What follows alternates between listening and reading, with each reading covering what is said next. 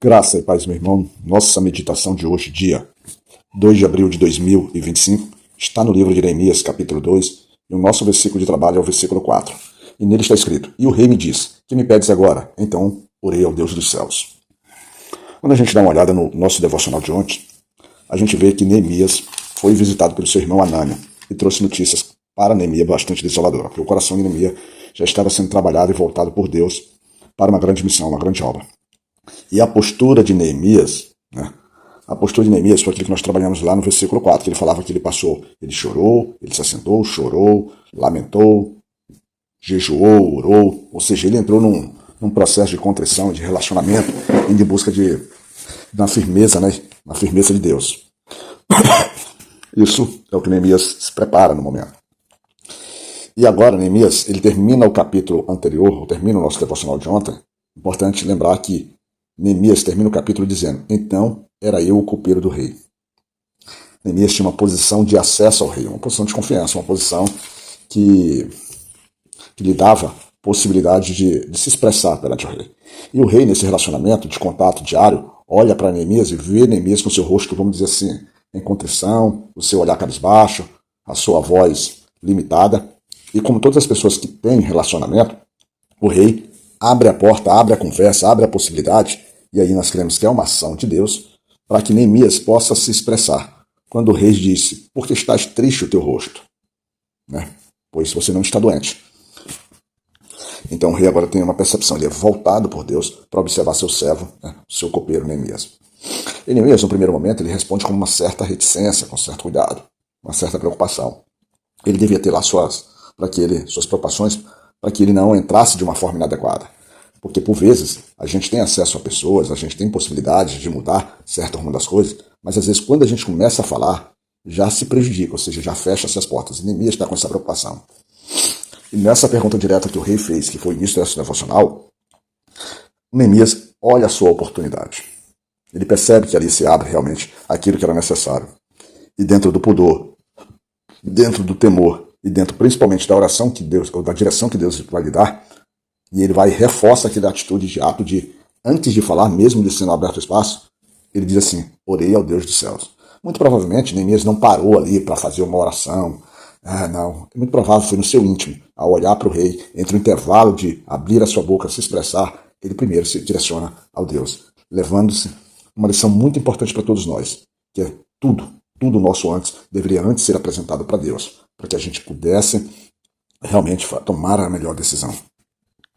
E Neemias, ao se direcionar ao rei, ele vai de uma forma bem direta.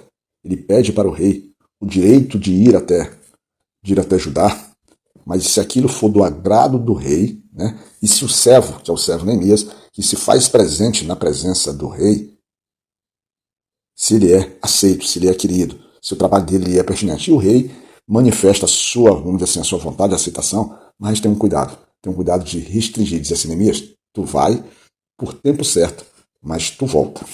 Permitirei que tu faças a missão que o teu Deus, que o teu coração, o teu Deus tem falado ao teu coração, mas tu tem o tempo certo. E aí, nesse processo, Neemias, além de ser direcionado, ele recebe cartas do rei, né, para que possa ter, vamos dizer assim, a sua movimentação pelas cidades que estão sob a jurisdição do rei Artaxerxes, e ele tenha livre movimento, ou seja, ele seja visto como representante. Os seus governadores, eles tinham que, quando ele se apresentasse aos seus governadores, ele fosse recebido como alguém representante real, com autoridade real. E, diferentemente de Esdras, quando fez aquela movimentação com toda a riqueza que teve que levar para Jerusalém, Neemias sai com uma escolta, representando, de certa forma, a própria voz do rei. E o que causa estranheza, e o que causa perplexidade nesse capítulo, é que quando ele chega à cidade de Judá, né, o que eu acho interessante é que quando ele chega à cidade de Judá, lá no versículo 10 é registrado: o que ouvindo Sambalate, o Horonita, e Tobias, o servo amonita, lhe desagradou com grande desagrado que alguém viesse a procurar o bem dos filhos de Israel. Irmãos, você tem noção como é que você sai de uma cidade, vai com o propósito de oferecer ajuda, de melhorar a vida daqueles que ali estão, e aqui aparecem esses dois personagens iniciais, que depois vai se transformar em três, e parece que meio sem sentido, meio sem nexo, meio sem propósito, aparecem homens que ficam chateados, ficam indignados, ficam frustrados, porque a ação de Neemias é uma ação que trará benefício para o povo de Israel. Você já parou para pensar quantas pessoas, quantas dificuldades às vezes você tem na vida, quando você tem um propósito, que você está preparando uma caminhada, está tentando ajudar, principalmente dentro da sua casa, e as pessoas não entendem, as pessoas se levantam com oposição, porque elas não têm compreensão, ou por simplesmente o coração deles não está preparado, não está, vamos dizer assim, não está em paz, e acaba representando uma grande dificuldade para a vida, para aquilo que você pretende fazer, que por vezes, como nós estamos vendo aqui, é benefício para o povo. É algo que a gente fica, dá para ficar abismado, é até incompreensível. Como é que podem surgir pessoas assim que nitidamente percebem que o que a gente está levando é bom, mas eles não querem. Porque, de alguma forma, os propósitos naturais deles vão ser atingidos. Né? E o interessante nesse processo, nessa missão de Neemias, que ao chegar ele nessa região, ao estar ali no meio dos judeus, ele durante 3 dias, mas ele não compartilha da missão dele e do propósito com ninguém. Até que ele simplesmente, vamos dizer assim, passeia pela cidade, passeia pela área do seu acampamento ali, passeia visitando, olhando com seus olhos, percebendo, vamos dizer assim, agora compreendendo o poder da destruição. Devemos lembrar que Neemias, assim como Esdras, assim como outros personagens, são pessoas pós-exílio. Eles não faziam parte de Jerusalém. Quando ele fala a cidade dos meus pais, surge um modelo daquilo que ele ouviu falar, das histórias que Judá e que os pais dele certamente contavam. A glória que Deus já tinha dado para aquela cidade, né? Como Deus havia tratado. Então aquilo deve ter internalizado no coração de Neemias, e aquilo foi crescendo e guardando até ele estar sendo preparado, até ele estar sendo chamado pelo Senhor para cumprir sua missão. E Neemias, andando pela cidade, olhando os muros destruídos, as portas que tinham sido consumidas pelo fogo, olhando a própria desolação, a própria miséria, ele passeia entre aquela cena, aquele ambiente, vamos dizer assim, ruim, sem simplesmente dizer nada a ninguém. Seu coração sendo trabalhado, ele percebendo, ele analisando o tamanho do trabalho, o tamanho da missão que Deus havia lhe dado. Né? Talvez uma compreensão, uma introspecção. Aí chega um certo momento que Neemias, lá no versículo 17, diz: Então lhes diz: Bem vede vós a miséria em que estamos, que Jerusalém está assolada e que as suas portas têm sido queimadas. Vinde, pois, e reedifiquemos o muro de Jerusalém, e não estejamos mais em opróbrio, não estejamos mais nas nossas lamentações, nas nossas vidas. Meu querido irmão, quando a gente tem dificuldades e que a gente para, que faz essa, vamos dizer assim, essa incursão, esse olhar analisando toda a situação, e principalmente quando toda essa análise, toda essa inferência, todo esse mergulho introspectivo ele é feito de uma forma posterior, que você já conversou com Deus, que você já vem sendo orientado pelo Espírito de Deus, né?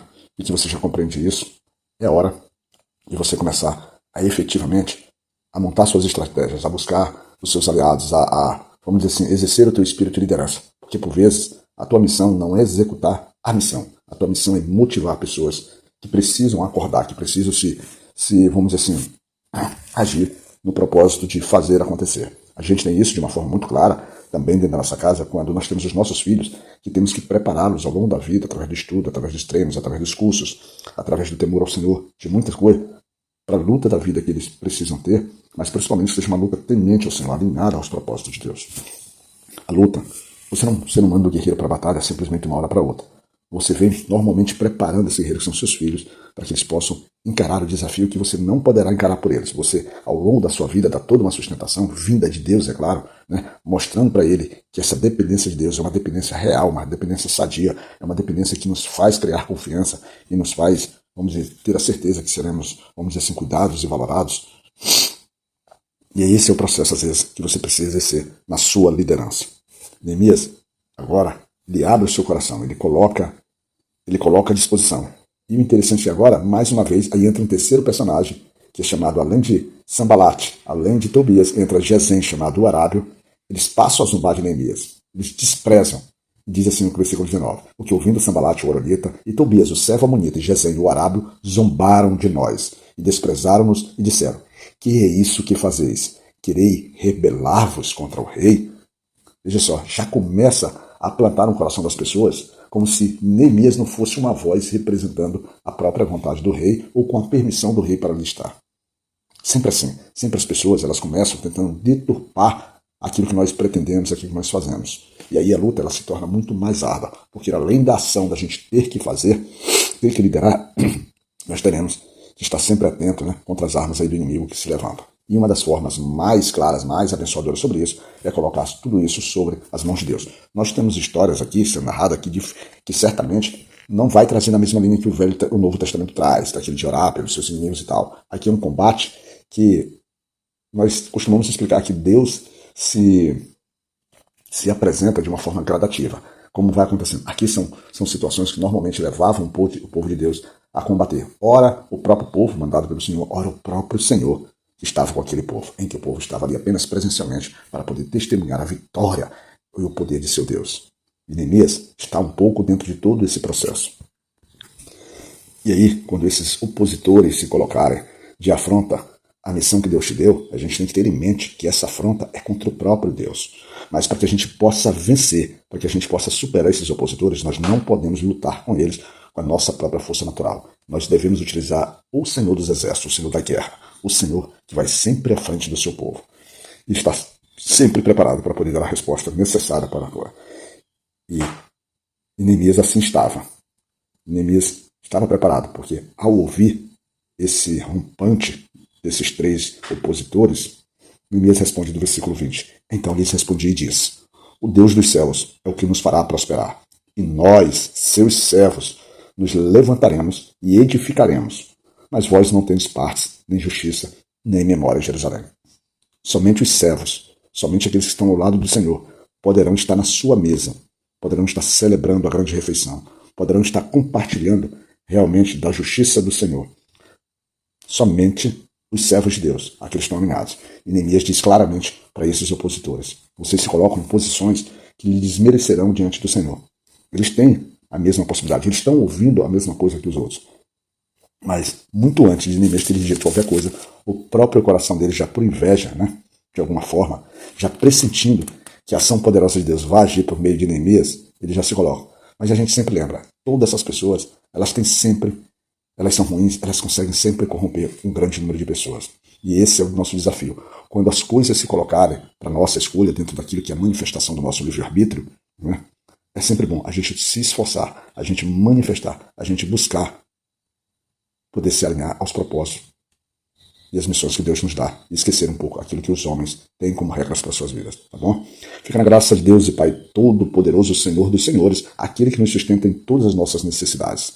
Que o Deus Pai, o Deus Filho e o Deus Espírito Santo esteja conosco em todos os momentos das nossas dificuldades e das nossas alegrias. Que Deus possa te cuidar, meu irmão.